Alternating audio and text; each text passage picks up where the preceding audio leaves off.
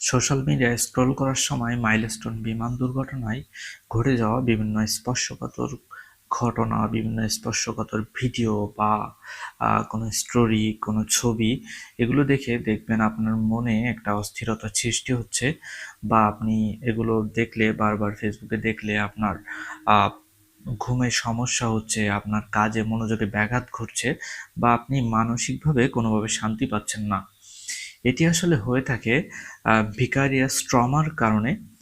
ভিকারিয়াস ট্রমাটা হচ্ছে যখন একজন ব্যক্তি আরেকজন ব্যক্তির সাথে ঘটে যাওয়া বিভিন্ন ট্রমাটিক এক্সপেরিয়েন্স বা অন্য খারাপ ঘটনা শুনেন বা দেখেন, তখন সেই প্রভাবটা তা প্রত্যক্ষ পরোক্ষভাবে তার উপরেও পড়ে থাকে, তার মানসিক অবস্থায়ও সেটি প্রভাব ফেলে। এজন্য এটি কাটানোর কিছু উপায় রয়েছে। আপনি সোশ্যাল মিডিয়ায় স্ক্রলিং একটু কমিয়ে দিতে পারেন, যেটি আপনাকে এই অবস্থা থেকে উত্তরণে হেল্প করতে পারে।